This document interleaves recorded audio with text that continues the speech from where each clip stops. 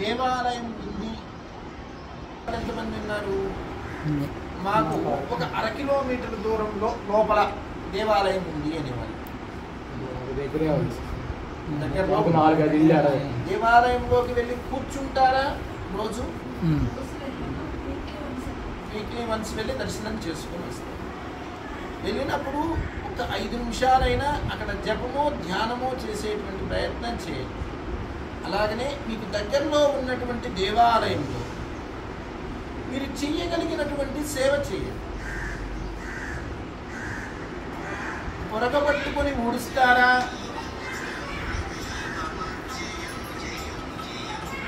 ఓం అవునయ్యా, ఆ లైన్ మారింది, ఆ లైన్కి మళ్ళా గుంతలు వదిలేస్తారు. దేవాలయంలో మీరు చేయగలిగిన సేవ చేయండి. ఎందుకంటే చిత్తస్య శుద్ధయే కర్మ అన్నారు. ఇప్పుడు అద్దం మీద ప్రతిబింబం కనపడటంలా. ఒకసారి మంచి గుడ్డ తీసుకొని అద్దాన్ని శుభ్రం చేశాం. ఇప్పుడు మన బొమ్మ స్పష్టంగా కనపడుతుందా లేదా? అద్దం మీద ఉన్న మచ్చ మన ముఖాన ఉన్న మచ్చలాగా కనపడుతుంది తుడవనంతసేపు. తుడిచిన తర్వాత ఏమీ లేదు. అలాగనే అంతరంగం అనేటువంటి అద్దాన్ని శుద్ధి చెయ్యాలి అంటే సత్కర్మలు చెయ్యాలి. సత్కర్మలు మంచి పని చేయాలి. కష్టంలో ఉన్న వారికి చేతనైన సాయం చేయండి.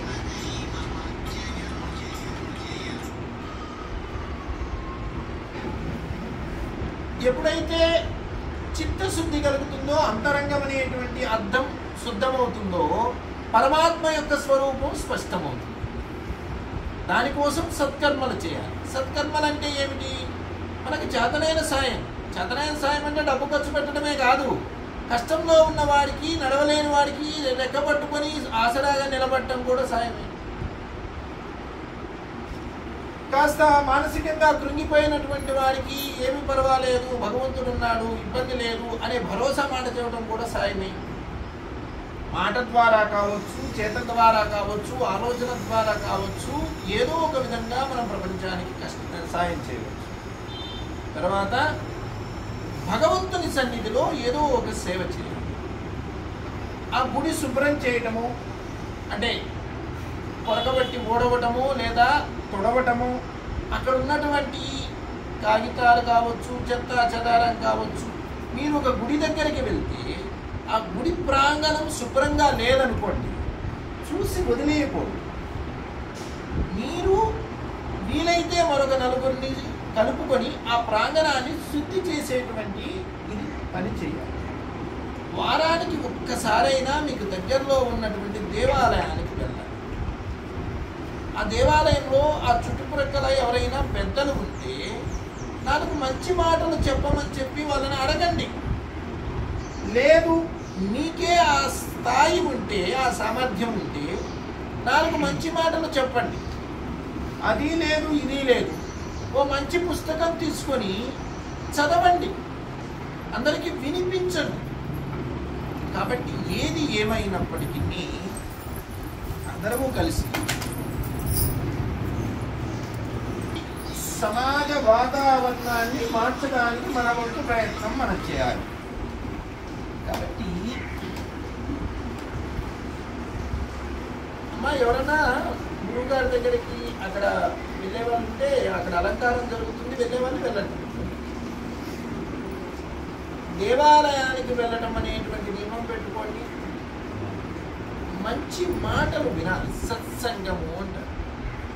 సత్సంగత్వే నిస్సంగత్వం, నిస్సంగత్వే నిర్మోహత్వం, నిర్మోహత్వే నిశ్చలతత్వం, నిశ్చలతత్వే జీవన్ముక్తి అనేటువంటిది భజగోవిందం. సత్సంగం ద్వారా జీవన్ముక్తి కలుగుతుంది అని దాని సారాంశం. కాబట్టి మంచి విషయాలు వినాలి. వినంగా వినంగా ఒక మాట తలకెక్కుతుంది. అలా ఓ మంచి పనికి శ్రీకారం చుట్టిన వాళ్ళము అవుతాం. ఎక్కడ సత్సంగం జరుగుతుందో అక్కడికి వెళ్ళే ప్రయత్నం చేయండి. వారానికి ఒకసారి గుడికి వెళ్ళే ప్రయత్నం చేయండి. కనీసం రోజు వెళ్ళగలిగే కలిగిన వాళ్ళు ధన్యులు కాదు. మీకు చేతనైన సేవ చేయి, ఇవి పాటించండి. ముఖ్యంగా ఉపదేశం తీసుకున్నటువంటి వారు. ఉపదేశం అంటే కేవలం మీరు తీసుకున్నటువంటి ఆ ద్వాదశాక్షరి మహామంత్రము లేదా అష్టాక్షరీనో పంచాక్షరీనో ఏదో ఆ మంత్రమే కాదు, వేదాక్షర సంయుక్తమైనటువంటి ఆ మంత్రం ఒకటే ఉపదేశం కాదు. గురువు చెప్పిన ప్రతి మాట కూడా ఉపదేశమే. ఓ శిష్యుడు వచ్చాడు, గురువు గారు నాకు ఉపదేశం ఇవ్వండి అని. గురువు అన్నాడు తప్పుకోరా అన్నాడు. తప్పుకోరా అన్నాడు, ఈయన వెళ్ళిపోయాడు. ఓ 10 సంవత్సరాల తర్వాత ఈ గురువు మళ్ళా ఆ ప్రాంతానికి పర్యటనకు వచ్చినప్పుడు ఇక్కడ ఎవరో ఒక మహానుభావుడు ఉన్నాడంట, చాలా గొప్పవాడు, ఆయన దగ్గరికి జనమంతా వెళ్తూ ఉన్నారు అని అంటే ఎవరో మనం కూడా వెళ్ళి చూద్దాం, మహానుభావుని దర్శించడం మనకు కూడా పుణ్యం కదా, వెళ్దాము. అక్కడికి వెళ్ళారు. ఆయన గురించి చాలా గొప్పగా చెప్పాడు, అంత గొప్ప సాధకుడు, ఇంత గొప్ప సాధకుడు. ఈయన వెళ్ళిన వాడు ఆయనకి నమస్కారం చేయకపోవడానికి వంగాడు. ఆయన కళ్ళు తెరిచాడు. కళ్ళు తెరిచి ఉదుటున లేచి దూరంగా జరిగి, గురువు గారు మీరేంటి నాకు నమస్కారం చేయటము? నేనేంటి నీకు గురువునేంటి అని అంటే, గురువుగారు ఆ రోజు ఉపదేశం కోసం అని వస్తే తప్పుకోరా అన్నారు కదా, దాన్ని నేను ఉపదేశంగా తీసుకున్నాను. తప్పుకోరా అని గురువుగారు అన్నారు. దేని నుండి తప్పుకోవాలి? అసత్తు నుండి తప్పుకోవాలి, అధర్మం నుండి తప్పుకోవాలి, అసత్యం నుండి తప్పుకోవాలి. ఇలా నేను వివేచన చేసుకొని తప్పుకోవలసినటువంటి వాటి నుండి తప్పుకున్నానండి. ఈరోజు మీ ఆశీర్వాద బలం చేత, మీ ఉపదేశం యొక్క చేత ఈ స్థాయిలో ఉన్నాను అన్నాడు. 4 పలకలు ఉన్నటువంటి ఓ రాయిని తెచ్చాం. ఆ రాయిలో అన్ని బొమ్మలు ఉంటాయా, ఉండవా? రాముణ్ణి తయారు చేయవచ్చు, రావణాసుని తయారు చేయవచ్చు, శివుణ్ణి చేయవచ్చు, కుమారస్వామిని చేయవచ్చు, గణపతిని చేయవచ్చు, పార్వతమ్మని చేయవచ్చు, భూతగణాలను చేయవచ్చు, అందరినీ చేయవచ్చు. ఒకే రాయిలో మంచి చెడు అన్నీ ఉన్నట్లుగానే ఆ మంచినో చెడునో బయటకు తీయాలంటే అవరోధంగా ఉన్న పెంకును తీసేయాలి. ఇది ఎవరు చేస్తారు? ఒక శిల్పి చేస్తారు. ఎంత దెబ్బ కొట్టి ఎంత పొర తీస్తే కన్ను బయటకు వస్తుందో, ఎంత ముక్క తీస్తే ముక్కు బయటకు వస్తుందో, ఎంత ముక్క చెక్కితే పెదవి తయారవుతుందో అతనికి తెలుసు. అవాంతరంగా ఉన్నటువంటి రాతి ముక్కని తొలగిస్తే ఒక రూపం ఏర్పడుతుంది. అవును కదా? అలాగని తొలగించవలసినటువంటి వాటిని తొలగిస్తే, నిలబడవలసింది నిలబడితే దైవత్వం సిద్ధిస్తుంది. అందుకే గురుదేవులు ఏమంటారు అంటే, గురువుగారు గురుదక్షిణ ఏమి ఇవ్వమంటారు అని అంటే, ఆయన చాలా సందర్భాల్లో చెప్పే మాట ఏంటంటే, నాకు గురుదక్షిణ ఏమి ఇవ్వాలి అంటే, నీలో ఉండేటువంటి ఒక దుర్గుణాన్ని నాకు గురుదక్షిణగా ఇచ్చేయి. నీలో ఉండి నీకు, నీ కుటుంబానికి, నీ చుట్టుప్రక్కల ఉండేటువంటి వ్యక్తులకి ఏదైతే కష్టం కలిగిస్తుందో, నష్టం కలిగిస్తుందో, ఇబ్బంది కలిగిస్తుందో అటువంటి ఒక దుర్గుణాన్ని నాకు వదిలిపెట్టేయండి. కోపం నీ దుర్గుణమని నువ్వు అనుకున్నావంటే, గురువుగారు నీ పాదాల సాక్షిగా ఈ రోజు నుండి కోపాన్ని వదిలిపెట్టడానికి ప్రయత్నం చేస్తాను అని ప్రమాణం చేయండి. కోపం వచ్చినప్పుడల్లా గురువు గుర్తు రావాలి. కొంతకాలానికి కోపం అనేటువంటిది దూరం కావాలి. అబద్ధం ఆడేటువంటి దుర్గుణం వల్ల మనకి, మన ఇంట్లోనూ సమస్యలు వస్తున్నాయి. ఈ రోజు నుండి అబద్ధం ఆడటం మానేస్తాను. లేదు, ఏదో దురలవాట్లు ఉన్నాయి, ఇంకా కొంతమందికి ఏవో రకరకాల దురలవాట్లు ఉంటాయి కదా, ఈ దురలవాటిని ఈ రోజు నుండి వదిలిపెడతాను. గురు పౌర్ణమికి వచ్చినటువంటి వాళ్ళకి గురువు గారు పదే పదే గుర్తు చేసే విషయం ఏంటంటే, ఈ సంవత్సరం ఏ దుర్గుణాన్ని వదిలిపెట్టావు నా దగ్గర, ఏమి ఇచ్చావు అని. కాబట్టి గురువు యొక్క అవసరం నిన్ను నీవు తీర్చిదిద్దుకో. మార్చుకోవడానికి, రాతిని శిల్పంగా మార్చడానికి శిల్పి అవసరం, గురువు అవసరం కూడా అదే. నీలో ఉండేటువంటి దైవత్వాన్ని వెలికి తీసుకుని రావడానికి గురువు అవసరం, గురువు ఉపదేశం అవసరం. గురువు చెప్పే ప్రతి మాట కూడా ఉపదేశమే. అది పాటించగలిగితే జీవితం ధన్యమవుతుంది. కాబట్టి మా గురుదేవులు ఏవైతే చెప్పారో అవే నేను మీకు చెప్తాను. ఆయనకి వాళ్ళ గురువు గారు చేసిన ఆయన ఏం చెప్పాడో ఆయన మనకు అదే చెప్తారు. ఇది పరంపర. ఏనైవ యాత యనయోస్త్యవారం తేనైవ మార్గం తవ నిర్దిశామి. అనంతకాలంలో ఒక గురువు మరొక శిష్యునికి, ఆ శిష్యుడు గురువు అయిన తర్వాత తన శిష్యునికి, ఆయన తన శిష్యునికి, ఆయన తన శిష్యునికి ఇలా పరంపరగా చెప్పుకుంటూ వస్తున్నటువంటి విషయము, ఆచరించి ధరించినటువంటి విషయాలే మనం గుర్తు చేసుకుంటాం. కాబట్టి సత్సంగాల్లో పాల్గొనాలి, చదవగలిగినటువంటి వాళ్ళు సద్గ్రంథాలు చదవాలి. మన ఇంట్లో బ్రహ్మంగారి చరిత్ర ఉండాలి, బ్రహ్మంగారి కాలజ్ఞానం ఉండాలి, రామాయణం ఉండాలి, భారతం ఉండాలి, కనీసం భగవద్గీత అన్నా ఉండాలి, భాగవతం ఉండాలి. మనం చదవాలి, మనం తెలుసుకోవాలి, మన పిల్లలకి చెప్పాలి. మన జీవితాన్ని మెరుగుపరుచుకోవడం కోసం భాగవతం భాగవతం భాగవతం అని వేగంగా మాట్లాడి చదివితే చివరికి బాగవుతాం అవుతుంది. భాగవతం చదివితే ఏమవుతుంది? బాగవుతాం. ఇంతకుముందు చెప్పేవాళ్ళు ఏమని అంటే, ప్రాతః ప్రసంగేన మధ్యాహ్నే స్త్రీ ప్రసంగతః రాత్రౌ చోర ప్రసంగేన కాలో గచ్చతి ధీమతాం అని ఒక శ్లోకం. దాని సారాంశం ఏమిటి అంటే, ఉదయం పూటట జోదం గురించి మాట్లాడుకుంటారు, మధ్యాహ్నం స్త్రీ గురించి చర్చించుకుంటారట, రాత్రి దొంగ గురించి తెలుసుకుంటారట, దొంగల గురించి మాట్లాడుకుంటారు. వింటే మనకి విడ్డూరంగా ఉంటుంది కదా. ఉదయం నిద్రలేచి జోదం గురించి మాట్లాడుకోవడం ఏంటి, మధ్యాహ్నం స్త్రీల గురించి మాట్లాడుకోవడం ఏంటి, రాత్రి దొంగల గురించి మాట్లాడుకోవడం ఏంటి? జూదం కథలో ఓ మలుపు ఎక్కడ? భారతంలో. అంతే కదా. పాచికలు ఆడిన తర్వాత కదా కథ మారిపోయింది.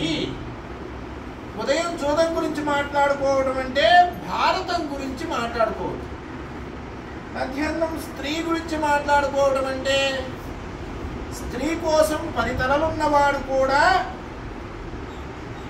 నేల మీద పడిపోయాడు, నిర్జీవుడయ్యాడు. కోతులు కొండముచ్చు కలిసి వీరులైనటువంటి రాక్షసులందరినీ అడ్డుపెట్టినటువంటి ఘట్టం సీతమ్మ కథ. సీతాయాశ్చరితం మహత్, రామాయణానికి మనకు పేరు.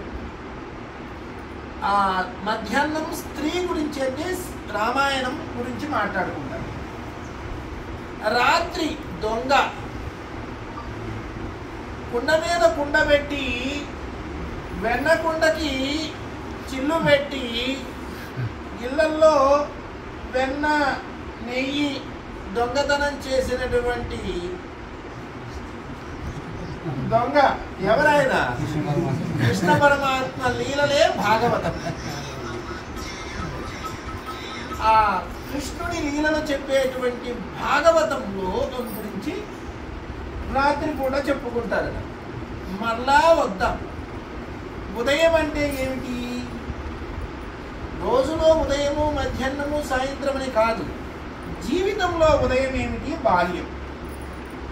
బాల్యంలో భారతం గురించి తెలుసుకుంటే భారతంలో లోకంలో ఉన్నటువంటి రీతులన్నీ ఉంటాయి.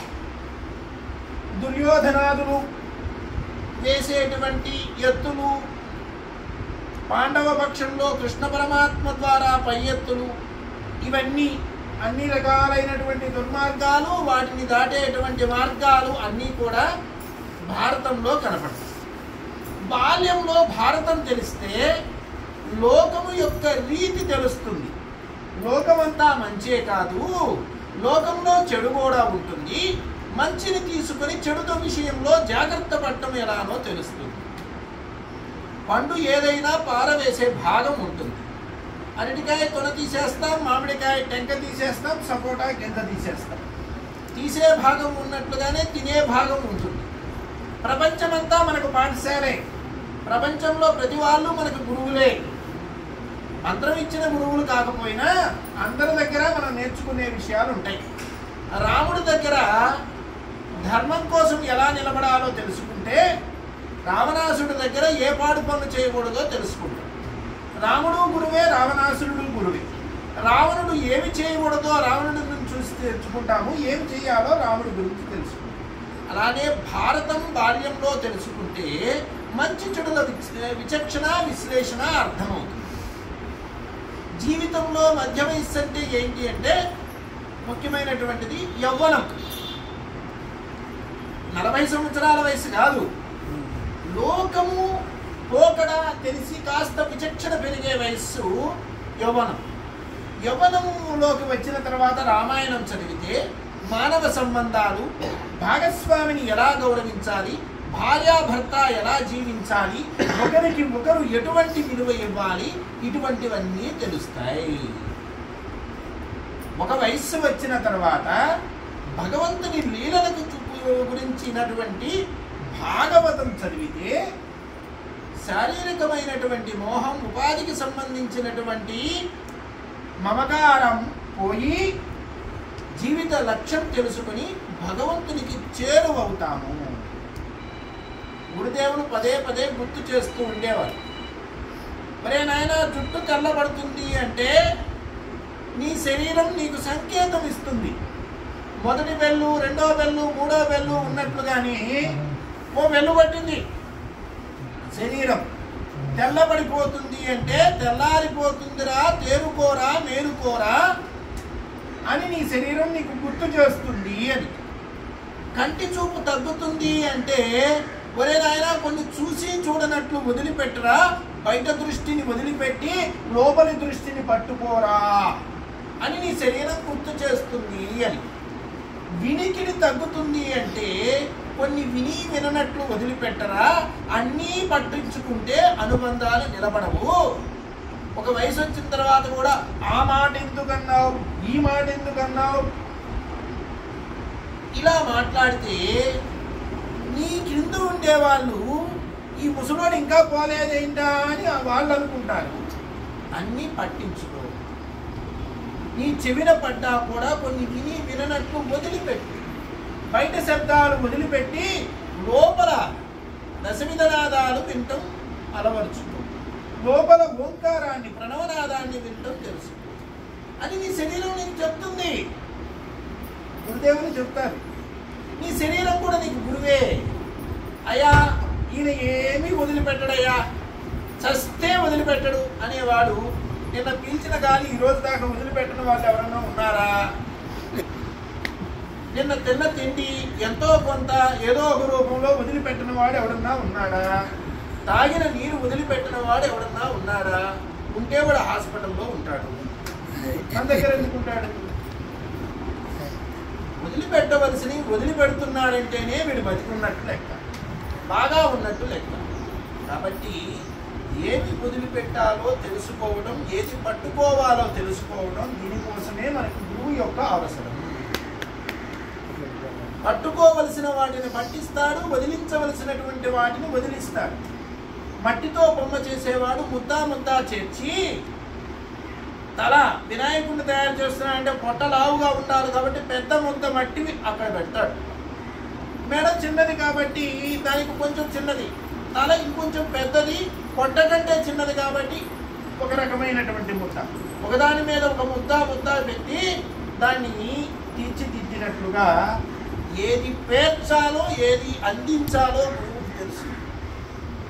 రాతిలో పెంకు తీసి కన్ను, కాలు, ముక్కు, చెయ్యి బయటికి తీసినట్లుగా ఏది తొలగిస్తే రావలసిన రూపం వస్తుందో గురువుకి తెలుసు. దీనికోసమే గురు శిష్య అనుబంధం. దేవతలకి గురువులు ఉన్నారు తెలుసా? దేవతల గురువు ఎవరు? రాక్షసుల గురువు. రాక్షసులు కూడా గురువు మాట విన్నంత కాలం వాళ్ళకి ఎదురు లేదు. దేవతలను వాడించారు రాక్షసులు. గురువు మాట వినకుండా బృహస్పతి శుక్రాచార్యుడి వేషం కట్టి ఆయన రూపంలో వెళ్ళి శుక్రుడిలాగా లేనిపోయినవన్నీ బోధన చేస్తే దాన్ని పాటిస్తే వీళ్ళు పడిపోయారు. పురాణాలు చదివిన వాళ్ళకి కొంత అవగాహన ఉంది. గురువు మాట విని చెడిపోయినటువంటి రాక్షసుడు కూడా లేడు. ప్రతి వాళ్ళకి గురువు ఉంటాడు. దొంగతనం చేసేవాడు కూడా గురువు ఉంటాడు. దొంగతనం చేసేటప్పుడు ఏ జాగ్రత్తలు తీసుకోవాలో వాడు గురువు చెప్పిన సక్రమంగా పాటిస్తే వాడు కూడా చెప్పాడు. కాబట్టి ప్రతి వాటికి గురువు కావాల్సిందే. కాకపోతే మనం మంచి గురువులు అనుకుంటే మనం బాగుపడతాం. కాబట్టి మంచి గురువుని ఎంచుకోవడం, మంచి దారిలో వెళ్ళడము, గురువు చూపించినటువంటి దారిలో నడవడం. కనిపించే వాళ్ళంతా కూడా గురువు యొక్క ప్రతిరూపాలుగా భావించి సేవించారు. సరే, అందరము గురువు గారి దగ్గరికి వెళ్దాము. మనకే కాలాతీతమైంది.